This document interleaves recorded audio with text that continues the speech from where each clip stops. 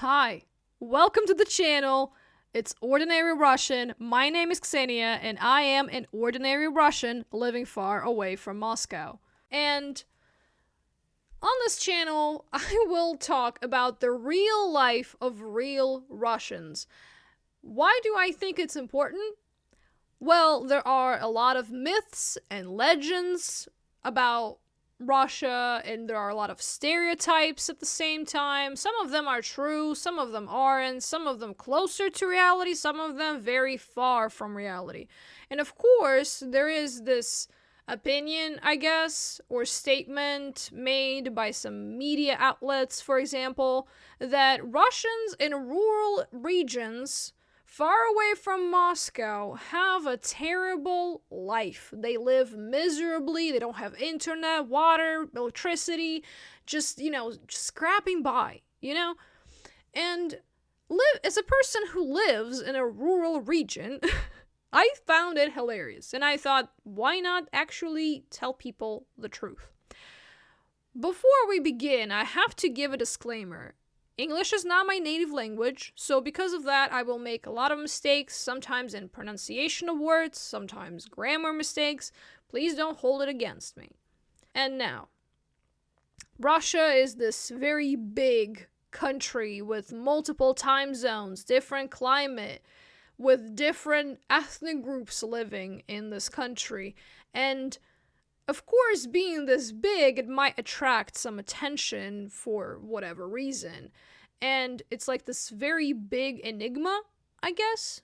So let me be the person to kind of open up that window for you to see what the life actually looks like here.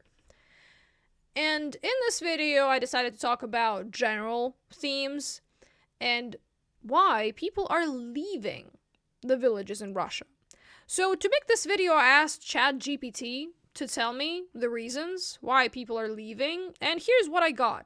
First, migration to cities. One of the main reasons is the massive migration of the rural population to cities in search of better living conditions. So basically, cities offer more jobs, better health and education services, higher salaries, and this attracts young people who leave in search of a better future. I will say that it was a big issue, especially like 10 years ago, probably. But now, more and more people are choosing the countryside because modernization is being actively carried out. New parks, complexes, new modern schools, hospitals are being opened in different parts of Russia. Plus, the state has released a rural mortgage program, which helps families purchase housing in villages at a low interest rate, which actually really helps. Then, the next factor, which ChatGPT gave me, is the lack of jobs. That rural areas often lack jobs that can provide a decent standard of living.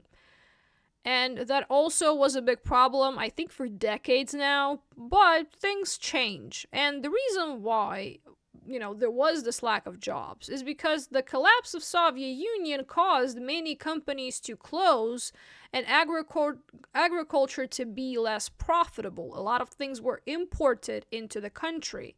But at present, agricultural industry and cattle breeding are gaining new momentum and giving many new jobs with very decent wages with the provision of work and transport. So, to understand why this has happened and why this is not a lie, well, we have been sanctioned since 2014 again and again and again, and one of those sanctions caused our economy to restructure and to put more attention into producing things ourselves as much as possible. Of course, it's not like all 100% that we produce. We still import things into the country, but when it comes to agricultural sector, then there was a lot of development to make it more profitable and inside the country. And as a result of that, let's call it reform, a lot of big agricultural enterprises, big companies, opened up I actually worked in one of them, and here are the ones that I saw in my region specifically. They're quite big. It's Agraeca, Miratorc, Ecaniva, Ecacultura.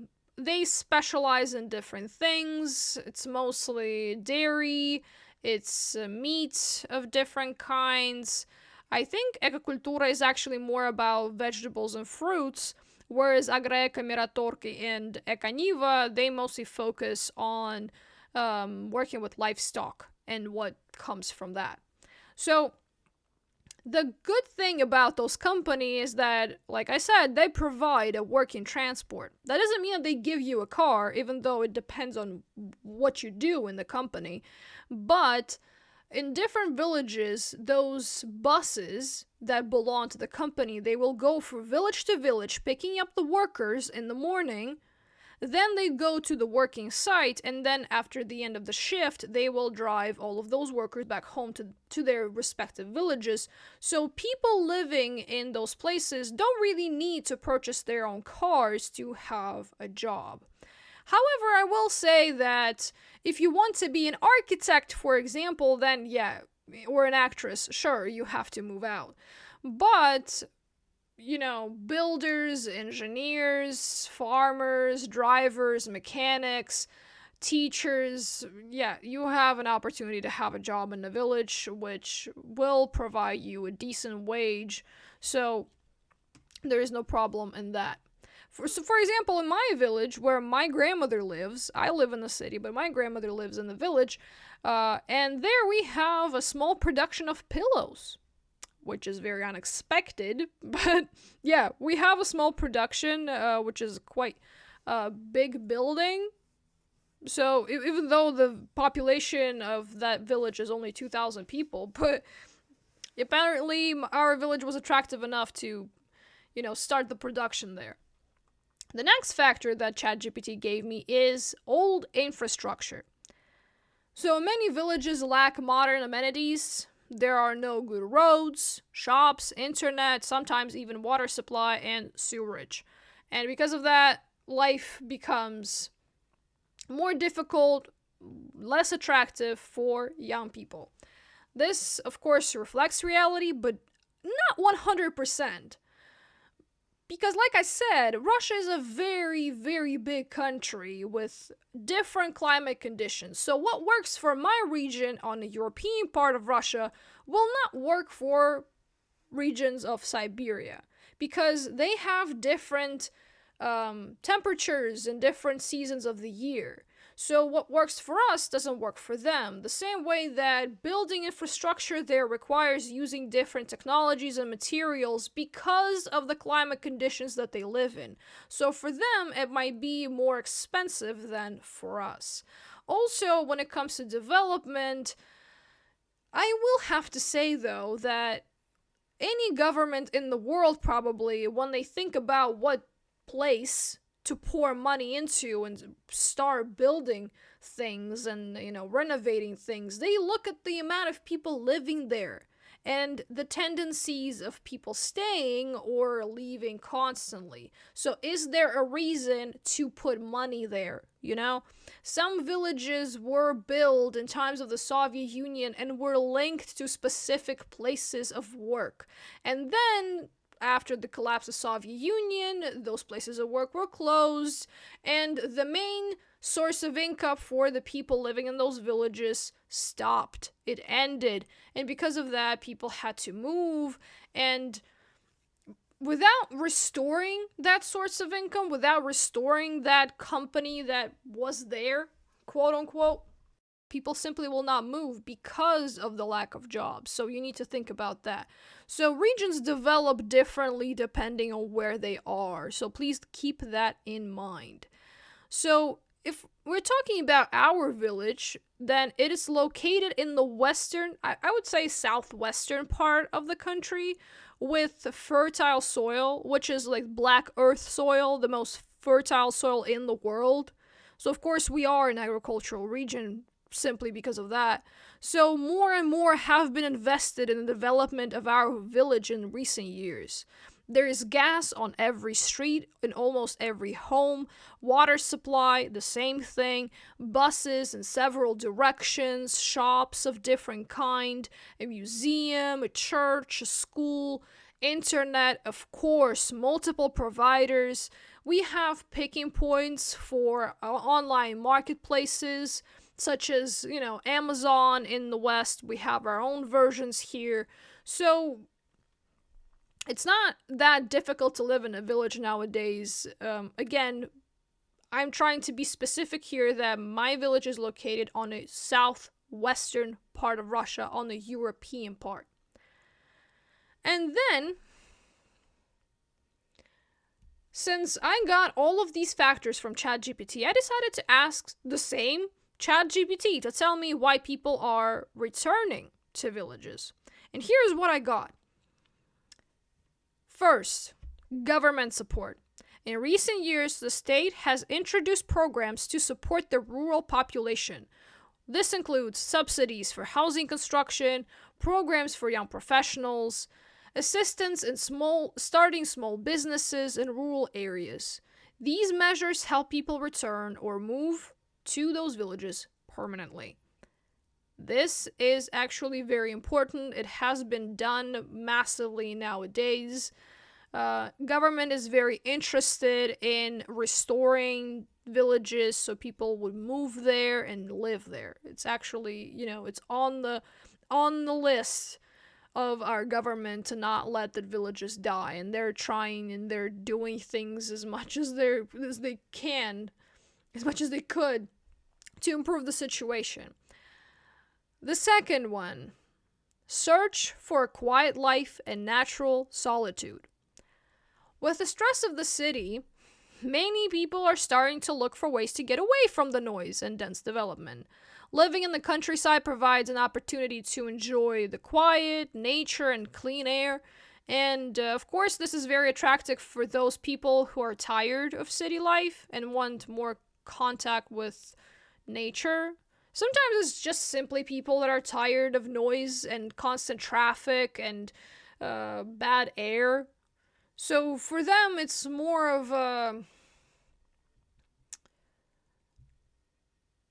like mental reasons for move.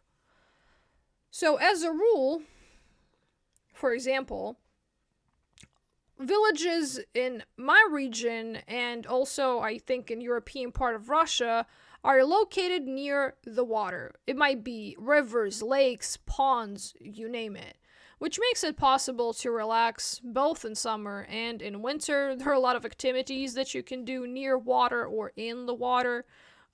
So it also helps a lot and makes life in those villages just better overall.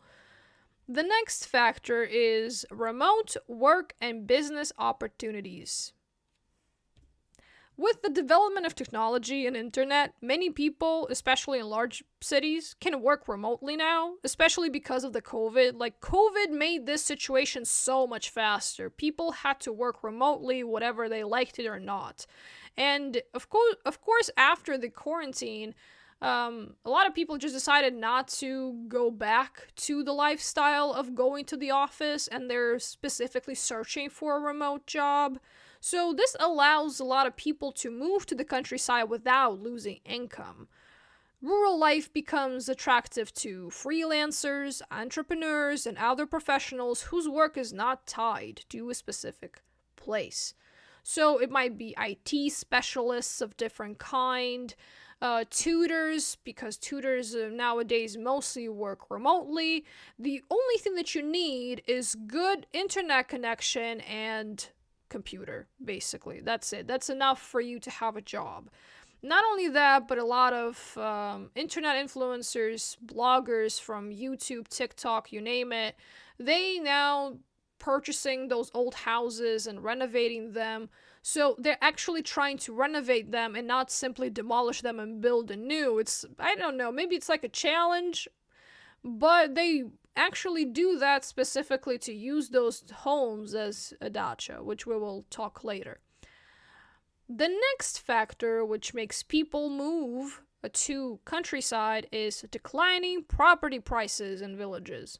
In some regions, the prices of land and housing in villages are significantly lower than in cities.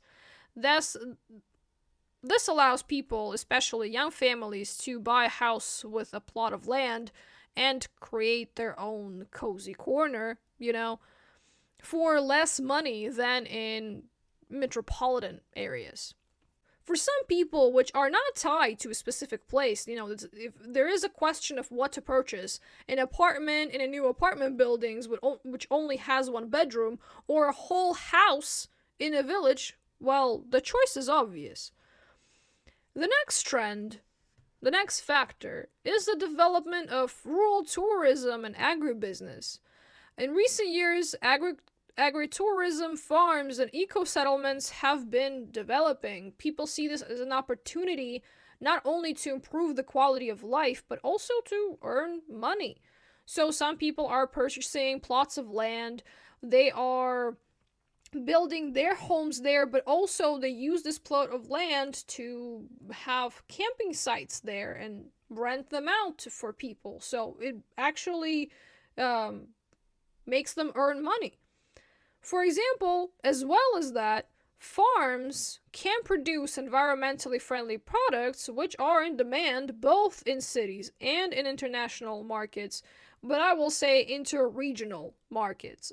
Because not only people that produce products on their land and village can sell it to anybody in their region, in their district, but sometimes they go to other regions as well as Moscow, for example, to sell the products that they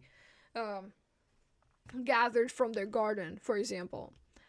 The next factor is concern for health and ecology. This whole narrative, I wouldn't even call it narrative, I don't know, this whole trend for being eco-friendly also touched the hearts of people in Russia as well, so many people do strive to live in environmentally friendly conditions, which is possible in rural areas where you're close to nature, where there's clean air and water and forests. So in villages, it is often possible to grow their own products, which can reduce the consumption of chemicals and pesticides. And when you grow it on your own land, and you know how it has been grown, then you can be sure that it's not packed with chemicals. And even still in villages, there are many people producing dairy products, such as milk, sour cream, cottage cheese, butter. People are growing seasonal fruits, vegetables, they're gathering berries and picking mushrooms in forests, people go hunting and fishing. Also, people have large livestock on their land. So, for example, our neighbors actually have a large livestock. They have pigs, they have cows, chickens, turkeys.